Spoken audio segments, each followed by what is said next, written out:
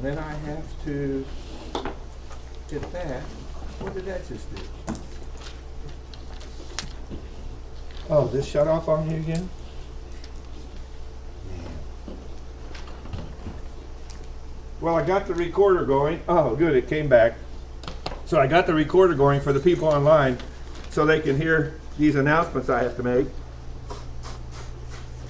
The first announcement has to do with due dates on the assignment.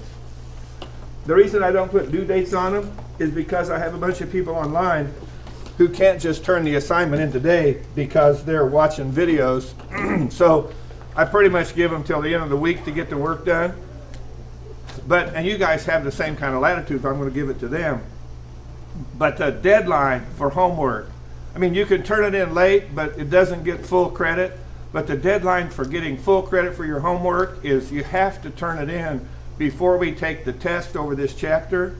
And if you look at the assignment page on Canvas, you notice that the test for this chapter is on, does it say it's on Friday the 25th? Okay, so if it doesn't say that, then I'll go put the date on it. But the test for chapter 1 is going to be next Friday. You'll come in here and I'll pass out a paper test, and the people online, they have someone who proctors it, and I'll send it to them. Excuse me. And they can take their test and then send me back their answers. And the other thing, man, is the way I take attendance, there's a little attendance sheet, little form I put on the tables. Just make sure you sign that, or you won't be marked present for the class. So make sure you sign the attendance form so I can mark you here. And the people online, the way they get marked present is they watch the video, then they send me a brief summary of what we talked about in the video, and then I mark them present for class as well. Does that take care of anything, or does somebody else have a question about the way we're doing things in here? So our daily homework assignments, those will be due like before the test? When you come in to take the test, you turn in your homework assignments. That's the latest you can turn them in and not be penalized. Okay? But if you wait till the night before to do them all, you probably won't get them all done. It's really best, have you noticed, to work through it each time so it just keeps building. Then when we come to the last homework assignment, which is a practice test, we walk through the practice test, and some people like to use their practice test as notes for when they take the exam. I guess I haven't told you that yet, have I? You get to use notes when you take your exam. So it isn't like you have to memorize all this stuff in the book. You just write notes down on pieces of paper and bring it with you. You can't use your book to take the exam, but you can use as many pages of notes as you want to write out on hand in terms of your own understanding, and bring that information with you. This is not a class on can you memorize mathematical stuff. This class is all about can you think mathematically? Can you develop your mathematical thinking abilities? Okay? So you get to bring notes with you. And some people bring their practice test and keep it with them as a note when they take the test to give them some reminders on what they're doing. Any other questions? Okay, if you have a question, you can ask it in class like this. Send me an email. If the people online have a question, send me an email or call me on the phone. Somebody called me last night and said they were sorry to bother me at night. And I said, why do you think my phone number's on the syllabus? If I didn't want you calling me, I wouldn't give out my number. Do you guys understand how much I enjoy mathematics? Any time of the day. If you called me in the middle of the night and said, I have a math question, I would pop up out of bed and say, okay, what is it? And we would work through it. And then after we're finished, I would fall right back to sleep. My wife says it's disgusting that I can fall asleep so fast. And I would go back to sleep and probably dream about teaching math somewhere. Okay, so let's get on with today's lesson. 1.2 on page 22. And we're doing the even ones. And what does it say? And remember I told you last time, when you're working math problems, you look at all those words pick out of all those words useful information, and that's what's on the screen for number 2. That I just pulled out that it says it costs $1.88. Maybe change this to red so we can highlight something. It costs $1.88 for water, and you used 50 units of water. You see that? So find a reasonable estimate of the bill. Now see, they said a reasonable estimate of the bill to the nearest $100. Well, if they want it to the nearest $100, $1.88 would round up to what? $2, and 50.439 would round to 50. 2 times 50 is $100. You follow what we're doing? That's what they mean by a reasonable estimate. Now, being a math person, I want to know exactly what the water bill is. So I took 1.88 times 50.439, and I got $94.82.5. But that's not what they want to know. The question in the book, see, remember exercise 1.2? It says A, estimation. So they want us to do estimation. So understand that your estimation, like for example, somebody in this room might say, well, if a reasonable estimate would be $1.88, I can't do $1.88 times 50 in my head, but I could do $1.90 times 50 in my head. You follow me? So what's $1.90 times 50? $95. For those of you who can do that, you said, well, my reasonable estimate was $95. And you look at the answer and it says 100. Why do they say 100 when 95 is a better estimate, a closer estimate to the real price? It's like because they said round to the nearest 100. So just read the instructions. But if your answers for reasonable estimates don't match exactly what their answer does, do you understand? You just estimated a little differently than the guy in the book did. So it isn't that you're all wrong. It's just that you weren't thinking exactly like the guy who wrote the book. Okay, number 4. A student bought a towel for $8.99. So that would be what? Since I'm estimating, that would be $9. You see that? And soap for $2.39. So I said $2. And toothpaste for $3.79. So I said $4. Man, I don't know why I'm so choked up today. I guess math just gets to me once in a while. Let me try a cough drop, see if that helps. And what was $4? Toothpaste. Shampoo was $1.79, so I put down $2. So how are we doing here? A pair of shorts was $8.79, so I put down $9. And a hat was $9.99, so I put down $10. And what does that add up to? 36. So find a reasonable estimate of the total purchase price. $36.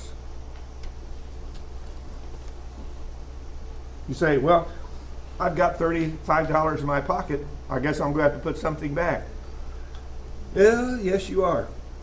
But when you go to pay at the register, what do you have to? Did you learn this the hard way? You had the exact money in hand that you bought the stuff. You get up there and they want to add to it because they're charging you a tax. They're making you pay for the privilege of shopping in America. That's what it is. That's what every tax is. Gas tax is you have to pay for the privilege of driving on the highways. And if you get bent out of shape about that, then just go drive on a dirt road a few times and realize how you're more than happy to pay gas tax to have highways to drive on. Number 6, a bag of grass covers 1.75 acres. What's a reasonable estimate of the number of acres that should be covered with 158 and, does that say 1/2?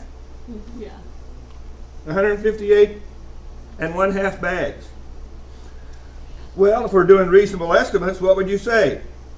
I would say 160 bags times 2. You with me? And what do I get? 320 acres. So to the nearest acre, how many acres can I seed with this grass? Oh, to the nearest 100 acres.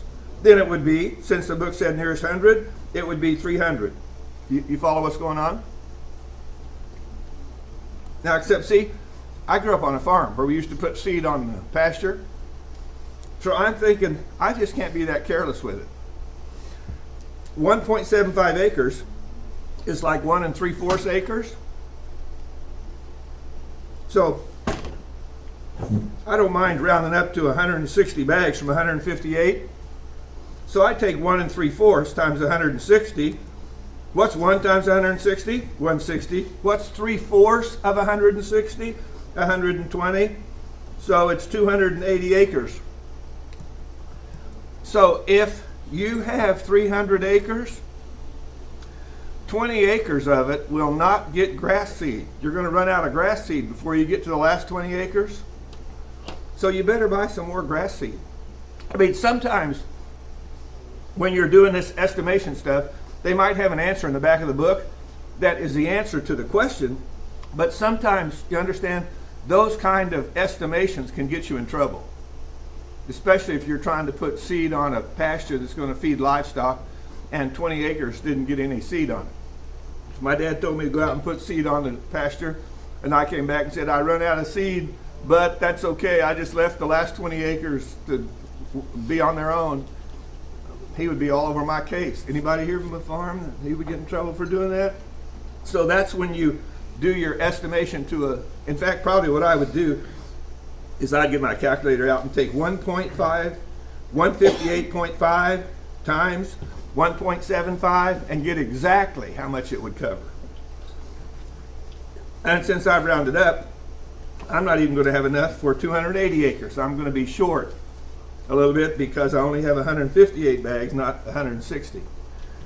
And some of you don't even care about farm life. Let's go on to number 8.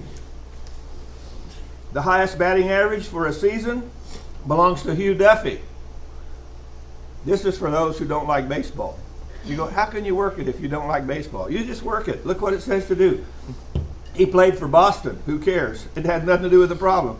He had 236 hits in 539 at bats. So see what you do? You put 236 hits in 539 at bats. Now, what does number 8 ask you to do? What's his batting average? Does anyone know how to find batting average? Anybody? How? Hits divided by at-bats. Hits divided by at-bats. You go, well, how am I supposed to know that if I'm not a baseball person? Well, when you read number 7, it tells you. So problem 7 will tell you how to do it. But it's hits divided by at-bats. So you take the hits, 236, you divide it by 539, and you get 0.438. So what's old Duffy's batting average? 0.437. Oh, did I round it up wrong? 0.437 or 0.438? 0.438. 0.438? Yes. Is that the way you talk about Duffy's batting average? You No. baseball people? No, baseball people don't like decimals. 44%. So they just say his batting average is 438. And technically, it's 438 over 1,000, which means if he goes up to bat 1,000 times, 438 times he hit the ball and got on base. And they're bragging about that? If you had 1,000 questions on a math test and you got 438 of them right, you just failed the test, folks. I'm thinking I like baseball. Sign me up. If that's the kind of batting average you have to be successful, you say, well, wait a minute. You ought to get out there and try to hit that baseball when it's flying by. It's not as easy as it looks. Okay, I believe you if they give him credit for that. But see, look what it said on this question here. It said number 8. Whoa, stay with me, book. Number 8B said estimate his average by rounding the hits and the bats to the nearest 10. So that means I go 240 divided by 540, and I get 444 as his batting average. And so I thought, well, I'll just round it off a little easier just to do it in my head. 200 divided by 500. I mean, all you have to do is the one in the book, but I just did a little extra for the fun of it, and I get 400. So even rounding off those numbers, what, to the nearest 100, I came up pretty close to his batting average. But I think baseball people would say, no, you didn't. 400 is a lot different than 438 and 444. They get real particular about their batting averages in baseball. All right, let's go on to number 10. What happened here? In 1914, Dutch played for the Red Sox. And see, that has nothing to do with doing the math. They just throw all this information at you because some of you are curious about that. The rest of you, just go ahead and do the math. And look what it says. He gave up 25 earned runs. So watch, I just wrote down, he gave up 25 earned runs. I don't even know what he's talking about if I don't know baseball, but it doesn't matter. But I just write down, he gave up 25 earned runs in 222 and 2/3 innings. Okay? You don't even have to know what they're talking about to do the math. Find his ERA, his earned run average. His ERA equals, and they give you the formula for ERA, 9 times the earned runs divided by, what's IP stand for? Innings pitched. So I've got the numbers up here. 9 times earned runs, that would be 9 times 25, divided by innings pitched. 222.23. I just put it 223. Just rounded it up to see what would happen. And what did I get for an answer? 1.0089. But when I did it exactly, I got 1.01. I don't know. Does that make a big difference? When we're batting averages, earned run averages. And what did they ask me to do on number 10? Oh, find his earned run average to 3 decimal places. They didn't tell me to estimate, so they just want me to find it to 3 decimal places. So that would be 3 decimal places would be 0089 would be 1.009. Everybody follow that? And if I did it without rounding off, it would be 1.01. 1.010 would be his batting average to the nearest 3 decimal places. Always read what they're asking for in terms of how many decimal places or how far they want you to round it off or whatever the particulars are. Whoops, don't get in too big a hurry here. Number 12. We don't need that. Estimate how many cups of soup you'll need for the banquet. Estimate cups of soup for the banquet. What banquet? Top of page 23. Have you figured out that in math you need to read the stuff? Oh, did anybody read the pages for 1.2 to get ready for class today? No, I'm going to have to start sending you an email to read those pages before you come to class. It'll make this stuff sink in a lot faster. So I'll try to start reminding you to read the pages. I'll start sending a little, didn't I send some announcements out that said something about that?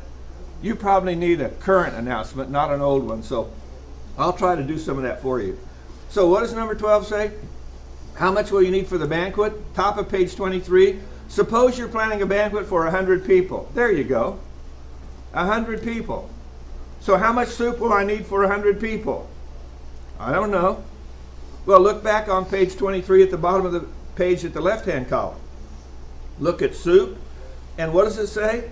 One medium-sized, medium-hungry person could consume 1 cup of soup.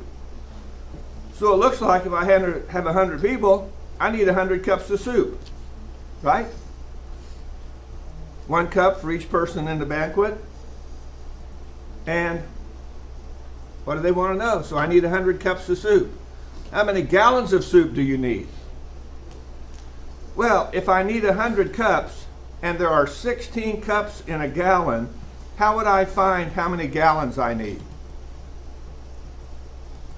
Divide 100 by 16, right?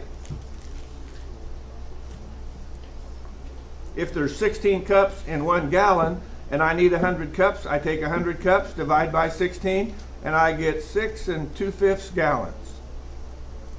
So if you were planning this banquet, would you buy 6 gallons of soup if it only came in gallon containers, or would you buy 7? What? 7. 7? Would everybody buy 7, or would some of you buy 6? I would buy 6, just to save a little money. Yeah? Well, guess what, Tom? Then that means if everybody gets soup, they only get 6/10 of a cup, or 4 people don't get any soup. Well, that's not going to bother me. Yeah, but it might bother the other 3 if they paid for the banquet. So probably 7 gallons, but I only need 6.25. See how my head's working? It's like, yeah, but Tom, lighten up. If you buy 7 gallons, you'll only have 12 extra servings left over. You can send that home with the people who were serving the soup. Or the workers can take it home with them and have soup for lunch or something the next few days. Sometimes I think too much about these problems, don't I? Well, I'm just having so much fun with them. Number 14. What does it say? Estimate how many pounds to the nearest pound. Now it said to the nearest pound. So now they've told me how much to estimate. Of rice, beans, and so on you'll need for the banquet. Okay, same thing here. The banquet is 100 people, right? What's rice, beans, and so on? Back on page 23, bottom of the left-hand column. There it is, rice, beans, etc. And how much does one medium-sized, medium-hungry person consume? 1/3 of a pound for each person. You follow that? So how many pounds do I need for 100 people? Well, wouldn't that be 1/3 of a pound times 100 people? Or if you're using your calculator, 1 divided by 3 times 100, and you need 33.333 ... pounds of rice, beans, and so on. So what they say to do? Which one is that? 14. What they say to do? To the nearest pound. To the nearest pound. So what would you put for the nearest pound? 33. 33.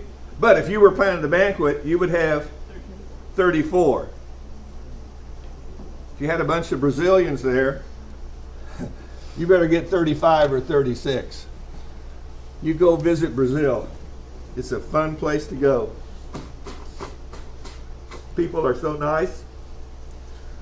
They invite you over to their house to eat all the time. But you won't be surprised by the meal. It's beans and rice for lunch, and then it's rice and beans for dinner. At least in northeast Brazil it is, where they're more agrarian and a little poor. But I'll tell you, you say, that doesn't, for us in America, that doesn't sound very appetizing.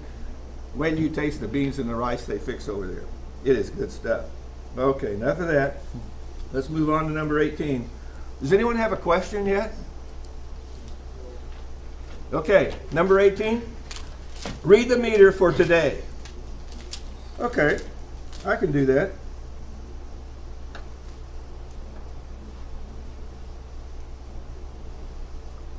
What's the meter say?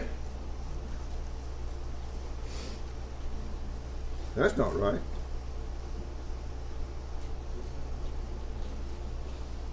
Are you reading the meter above 18 or the one that's with 18 before you get to 19? It's it's above 19. It's above 19 is the meter we're supposed to be looking at. Yeah. So what's the first number? 5. What's the second number? 5. What's the third number? Here's how you find it. Put your pencil on 0 and start going 1, 2, 3, 4 until you come to the marker. And the last number the marker passed is what you put down. So for the first dial, it's 0, 1, 2, 3, 4 to the left. So there's 5. The second dial, put your pencil on 0 and go 1, 2, 3, 4, 5, and it's there between 5 and 6, so it's 5 again. Put your pencil on the third dial and start following the numbers. That one goes to the left, 0, 1, 2, 3, 4, so that's a 4. And then the last dial, 0, start going 0. 5, 5, 4, 0. Everybody see how to read the dial?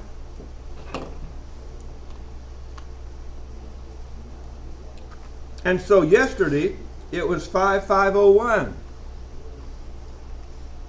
So this is A, I've read the dial. B, how many kilowatt hours have I used? 5540 minus 5501 is 39. So I've taken care of B.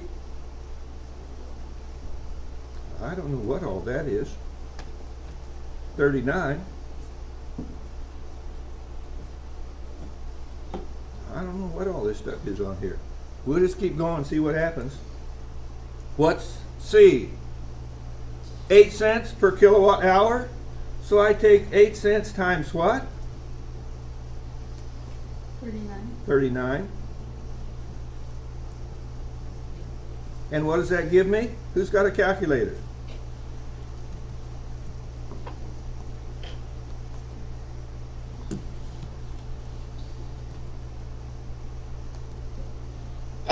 What's 8 cents, 0.08 times 39? 3.12.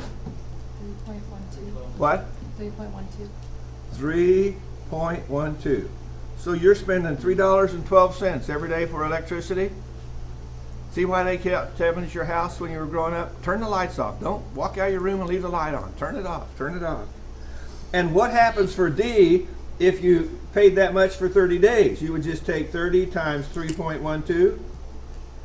And what would you get? 9360. What would that be? $93.60? There you go. So you just did A, B, C, and D for problem 8. Now it happens that you need to practice this stuff, reading meters. On the test, at the end of the chapter, you're going to have a problem where you have to read the meter. You're going to have a test problem that's kind of similar to this. And here's what's tricky. If you read the meter wrong, you miss the next 2 problems. So if each problem is worth 3 points, you just lost 9 points off of your test by reading the meter wrong. Now, see, for problem 17, the one you're doing for homework, it's got red lines showing which way the dial turns. You don't need those lines because you can just put your pencil on 0 and say, from 0 you go to 1, 2, 3, 4, and you can figure out which way the dial's turning by just looking at the numbers. And on the test, it will not have red lines showing you which way the dial goes. So make sure you pay attention to this problem because you'll see it again when it comes test time. Question. Where'd I go from 18 to 24? Because the rest of them are just a bunch of problems reading meters. But practice them. Even practice the even ones just for fun. Even if you don't have the answers. Just so you get plenty of practice with these because you will see this again on the test. Problem 24. Suppose the 15-inch humerus bone, is that what we call the funny bone? thing if you bump it on a table, it makes you laugh? Okay. Belonged to a female. How tall was she? Well, say, who knows? Well, look what it says here in the middle of page 24, or almost the middle. Use the following information in problems 23 and 24. The relationship between the length h of a humerus bone and the height h of a person is given by, for a male it's in red, for a female it's in blue. Do you understand? They give you the formula. And when this problem's on the test, they'll give you the formula too.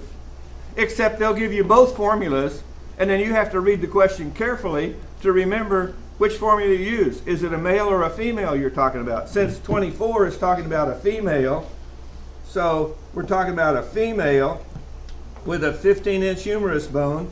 How tall is she? Well, what's the formula we need? H equals 2.75 small h plus 28.14. And what is the small h? That's the length of the humerus bone. That's the 15. So I put 15 in there. Everybody follow what I'm doing? I put 15 in there, and then I have, and then I worked it out, and I got 69.39. Why did I do h is 3 times 15 plus 28? Why did I do that? Oh, it told me to. So how tall was she? She was 69.39 inches tall. But now, what would the difference in height be if you rounded the measurements in the original formula to the nearest whole number? Then that would be 3 times 15 plus 28, and you'd come up with 73. That's quite a discrepancy, isn't it? So I'm thinking the people who work in forensics don't go around rounding numbers and doing it in their head. They get their calculator out and they punch the buttons to get exactly, the closest exact approximation to what that person's height would be. And here's what will happen. You say, well, that's nothing. You just take the formula, you fill in the missing number, you do the math, you find the answer. And here's how somebody will miss it when it comes time to take the test. It'll ask for a female, and you'll use the male formula. I'm just telling you, from past experience, people do that. Part of math class is learning to pay attention to detail. Just realize that when you get ready to practice for the test, pay attention to detail and write notes to yourself. If you want to, you can even write a note down and say, I'm going to have to know how to read these meters on the test, so I better make sure I practice that before I come in and take the test. And make sure that's clear in my head as to what I'm doing. And I'm going to have to use these formulas. Make sure you use the right formula for the problem they give you on the test. Let's jump down to number 30. What's number 30 say? Repeat problem 29. For V is 500,000 and A is 10. So I look at problem 29 and voila! Look at problem 29. It gives me the formula.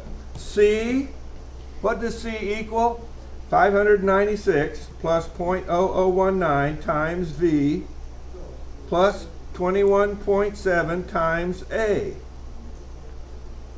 So all I do to work that problem is V is 500,000, so I put 5.96 plus 0.0019 times 500,000, and A is 10 plus 21.7 times 10. Everybody see what I'm doing?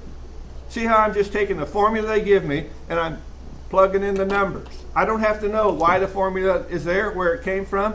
I don't have to know anything about it. I just take the formula they give me and plug the numbers in. Just make sure you plug them in the right place, but here's V, so you put the V number. Here's A, so that's where you put the A number. Now, what do they want me to do here? Oh, just repeat that problem. So, once I've done this, I do all this math, and what happens? I come up with 596 plus 950 plus 217. So what did I just find? I found 1,763. I found the answer to the question. For those of you who just are curious about what is that number, 1,763? It's dollars. And what does it say from problem 29? It's the annual cost of maintaining of maintenance per lane mile on the roadway. That's why they charge so much for gas tax. Because every year they have to spend $1,763 for each lane. That means a 4-lane highway would have 4 times that. Wow, 1,800 times 4. That's $7,000 that they're spending to maintain, resurface each mile of that 4-lane highway you drive on. That's why we pay all that gas tax. And if you don't like it, then let them bulldoze the roadbed up and go back to driving on a dirt road. I'm thinking I'll pay the gas tax. Number 32. According to the Daily Cat, that must be a magazine, here's the conversion. Any of you have a pet cat? Well, guess what? How old is your cat? 1 year is like a 16 to 18-year-old. So that means when your cat's lived a year, they're about as mature as a teenager. When your cat's lived 2 years, they're as mature as a 21 to 25-year-old. They're as mature as a young adult. When they've lived 3 years, they're about 30 years old in human age. And then what does it say? After the 3rd year, what do you add? 4 cat years for every actual year. Do you follow what they're telling you there? So estimate the human age of a 5-year-old cat. So 5 years old, that would be 3 years is 29. 4 years would be what? 29 plus 4. And 5 years would be 33 plus 4. You follow that? So that 5-year-old cat is as old as a 37-year-old person. And then question B says, what about a 10-year-old cat? If your cat's 10 years old, give him a break. He's 57 in human age. Oh, that's why he behaves like my grandfather. No, let's not talk about grandpas today. Okay, let's go on to the next one. 34. Problem 34 has to do with the picture on page 25. Is there a little index card sitting there on the table with some lines on it? Are you ready for this? That index card just became your ruler. Turn the card sideways. Okay, what size card is this? Does anyone know what size card this is? 3 by 5. Thank you very much. Turn it up on edge like this and look at the side that's 3. Okay, count how many spaces there are there. 1, 2, 3, 4, 5, 6, 7, 8, 9, 10, 11, 12. Whoa, 12. Divide 12 by 3 inches and what do you get? Every 4 of those little spaces is equivalent to 1 inch. So what I did with mine is I just marked on it. I went over 4, put a mark, and said 1 inch. 4 more, put a mark, said 2 inches. 4 more, put a mark, and said 3 inches. And all of a sudden, you've just created a 3-inch ruler. So anytime you have an index card with lines on it, you have a ruler in your pocket. You say, well, why did you want that? Well, look what question 39 asks us. Or no, 34, I'm sorry. Question 34. Estimate the distance. I should put that, did I put that? Estimate, E-S-T. Estimate the distance between the intersection of 90 and 495. Okay, look at that map. Does everyone see where Highway 90 is, going from Boston all the way down to the bottom of the page? Everybody see that 90 is that highway there? Okay, start coming, put your finger on Boston, or your little route or whatever, and follow 90 down till you get to what? 495. Okay, you've got the intersection of 90 and 495. I put a little pencil mark there just so I could keep it straight. Now where am I going? On down 90 till I get to the intersection of 290. You see where it is? Keep going south on 90, and then there's the intersection with 290. Put another little pencil mark. That's what I did anyway. Put a pencil mark there. Now, I've got 90 and 495 to 90 and 290, and it says estimate the distance. Oh, and see, more information that you have to know up above in that paragraph. 1 inch on the map represents an actual distance of 15 miles. So I take my little card and I lay it sideways and I put the corner up here on 90 and 495 and I see how far it goes where it intersects with 290. And what do you get? 1 and what? Did everybody get 1.5 inches? Approximately? So I put down 1.5 inches. And then it's, what is? An inch is 15 miles. So I take 1.5 times 15. Right? If you don't like fractions, turn them into decimals. And what do you get with your calculator when you do 1.5 times 15? 22.5, is that right? Yeah. And see, in my head, since I didn't want to press the buttons on the calculator, I just said, hey, 1 is 15, and a half is 7.5. A half of 15 is a half an inch is 7.5 miles. 15 plus 7.5 is 22.5 miles. But if you don't like doing fractions in your head, then you say, I just take my calculator and convert it to a decimal, and then do the math. Okay, what's the next one we have here? Let's find out. 39. What's 39 say? How much does it cost to travel the distance in 34? You go, that's one of ours. I know, but I'm going to help you work one of yours just because it builds on the one we just worked. So we know it's 22.5 miles. How much does it cost to travel 22.5 miles? If your car gets 20 miles to the gallon and gas costs $1.20 per gallon. Well, if it gets 20 miles to the gallon, how many gallons will I need to go 22.5 miles? Would you divide 22.5 by 20? Do that and see what you get. 22.5 divided by 20 equals what? Anyone have a calculator going in here? How come I didn't work that? I don't know why. That seems to be the most straightforward way to do it because I can't do it in my head that way. That's why. 22.5 divided by 20 is what? 1.125. What? 1.125. 1.125. So I take I need 1.125 gallons, isn't it? That's what I need, gallons of gas to get there. And if 1 gallon costs $1.20, I take that times 1.20. What's 1.125 times $1.20? 1.35. How much? 1.35. $1.35. That's how much it costs to drive those 22 miles down the interstate. And see, I just took a different approach because I like to do this stuff in my head. If I know my car gets 20 miles to the gallon and it costs $1.20 for a gallon of gas, then I divide $1.20 by 20 and I get 6 cents a mile to drive my car down the road. So that means if I make a trip to Walmart, how far away is Walmart? 5 miles from campus?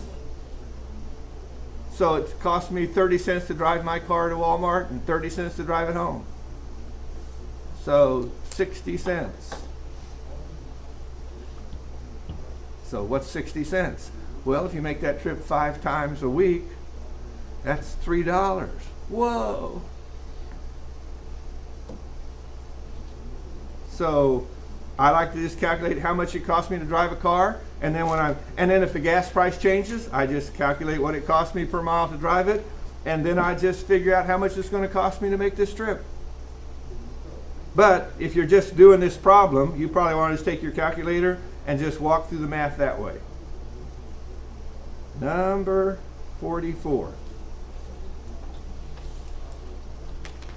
What's number 44? It's on the next page. If the average weight of an amphipod is 0.004 ounces, estimate how many amphipods a gray whale might eat in a day. Well, you have to do 43. What does 43 tell us? 43 tells us a gray whale eats 8,933 pounds of amphipods every day.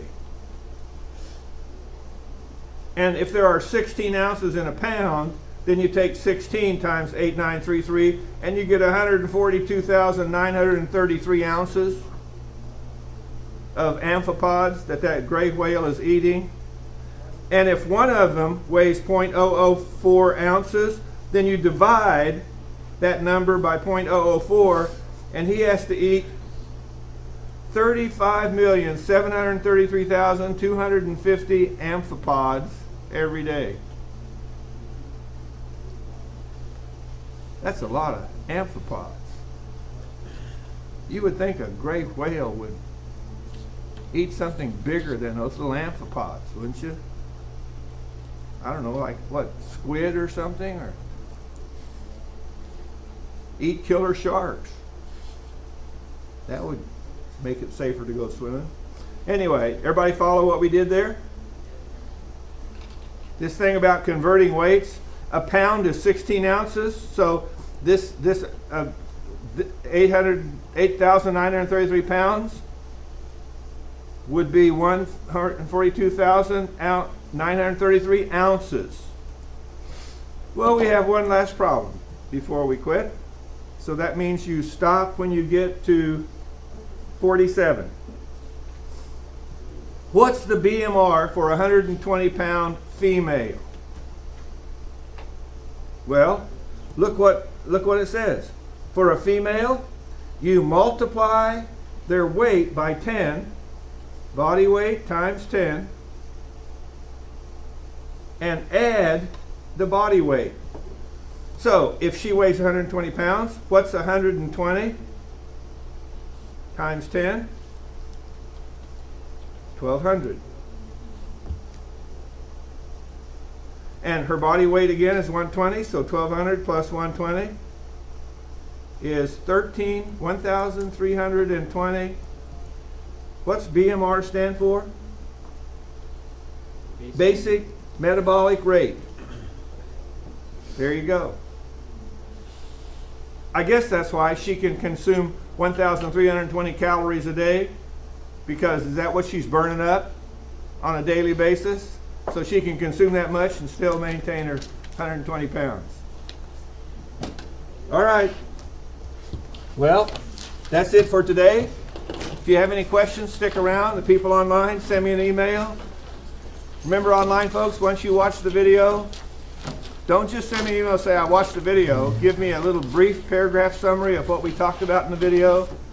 And has everyone signed the attendance sheet? And you get to keep the ruler.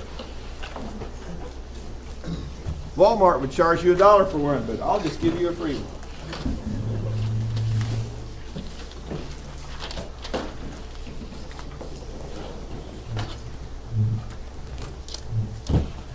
Let me see if I can turn this on faster, turn this off faster today.